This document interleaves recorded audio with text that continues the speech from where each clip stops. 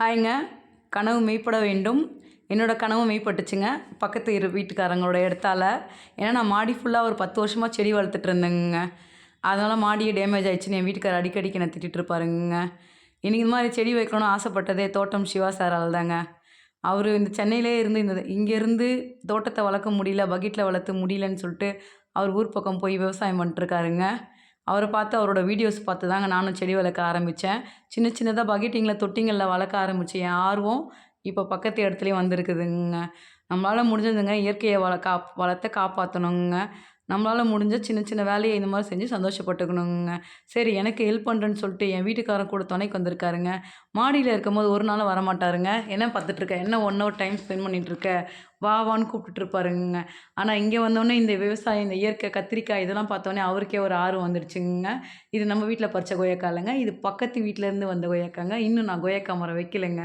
கருவேப்பிலலாம் வச்சிருக்கேன். கத்திரிக்காய், வெண்டைக்காய், அவரைக்காய், மருதாணி, முருங்கை, வாழை எல்லாமே வச்சுருக்கேங்க. இந்த வாழையில ஒரு கொலையும் தள்ளிச்சுங்க. கட் பண்ணி வச்சுருக்கேன். நான் உங்களுக்கு லாஸ்ட்ல காட்டுறேன். இது அவுரி செடிங்க. இது மாரி பச்சை கத்திரிக்காய், உஜாலா கத்திரிக்காய் 3 ரகம் வந்து பல்லாவரம் சந்தையிலேருந்து வாங்கிட்டு வந்தேங்க. இதெல்லாம் நட்டு வச்சு ஒரு 4 மாதம் ஆகுதுங்க. இப்போ நல்லா காய்க்குதுங்க.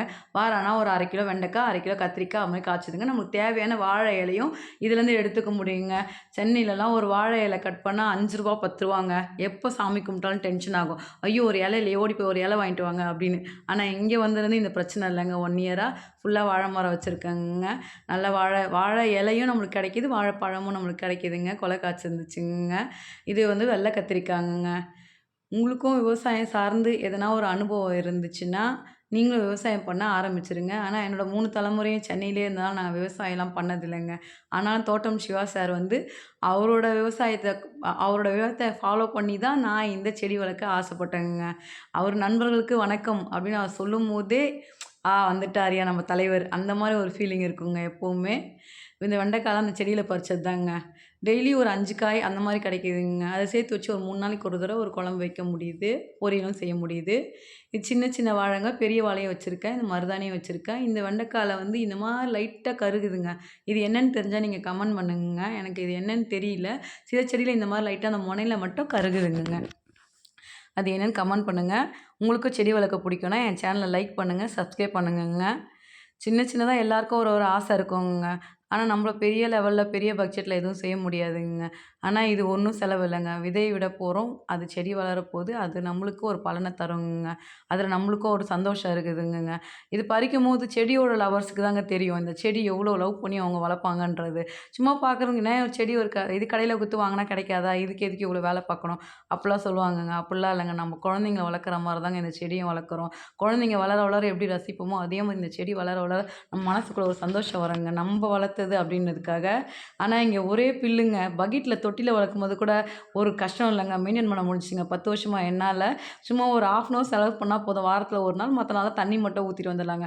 ஆனா, இந்த இடத்த மெயின்டெயின் பண்றேன்ற பேர்ல சிவா சார் சொல்வாரு, "இந்த பில்லு வ க தல செடி வளர்த்தமோ இல்லையோ, பில்ல வளர்த்து வச்சிருக்கோம் தல தலன்னு" சொல்லிட்டு அதுக்கு கட்டிங் மிஷின்லாம் காட்டுவார்லங்க.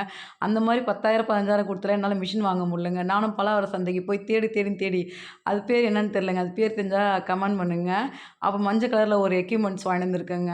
அத வச்சு இத புல்லெல்லாம் புடுங்கி போடுவேங்க. 15 நாளைக்கு ஒரு தடவ தானா வளர்ந்ததுங்க. இப்போ சென்னை கிளைமேட் உங்களுக்கு தெரியும்ல. மழை எப்போ பெய்யுதுன்னு சொல்ல மாட்டேங்குதுங்க. மழை நல்லா ஷார்ப்பா பெய்யுது. நான் போடுற ஓரத்தில செடி வளருதோ இல்லையோ, பில்லு நல்லா வளர்ந்தாங்க. இதாங்க அந்த ஆயுதம். அதுக்கு முன்னாடி வச்சிருந்த ஆயுதம் இது. இதில வெட்ட முடியலங்க. இந்த சின்னதா வாங்கி குடுத்தனா, இது ஃபுல்லா நானே வெட்டிடுவேன். உங்கள கஷ்டப்படுத்த மாட்டேன்னு நான் சொல்லி வாங்கினதுங்க. ஆனா அப்பயும் என்னால முடியாதுங்க. அவர தான் ஹெல்ப்புக்கு கூப்பிட்டுட்டு இருப்பேன். அவரும் ஒரு சந்தோஷங்க. இந்த பக்கெட் ஃபுல்லா எடுத்து போய் மாடியில வச்சு செடி வச்சு மாடிய டேமேஜ் பண்றா. அட்லீஸ்ட் தரையிலயாச்சும் வச்சிருக்கான்னு சொல்லிட்டு ஹெல்ப் பண்ண வந்துறாருங்க. "வாயில தான் வடை சுடுவேன்" அப்படின்னு டயலாக் சொல்லுவாங்க. அது உண்மைதாங்க. லைட்டா வாயில தாங்க வடை சுட முடியுது. ஆனா ஆசை மட்டும் இருக்குங்க. ஆனா என்னோட ஃப்யூச்சர்ல வயசான காலத்தில கண்டிப்பாங்க ஊர் சைட்ல ஒரு 2 கிரவுண்ட் இடத்த வாங்கி 4 மாடு, 4 ஆடு, 4 கோழி போட்டு வளர்த்து, இந்த மாரி எனக்கு புடிச்ச செடியெல்லாம் வளர்த்து, சுத்தி ஒரு வீடு கட்டி, திண்ண கட்டி சந்தோஷமா வாழணுங்க. இது என்னோட ஆசைங்க.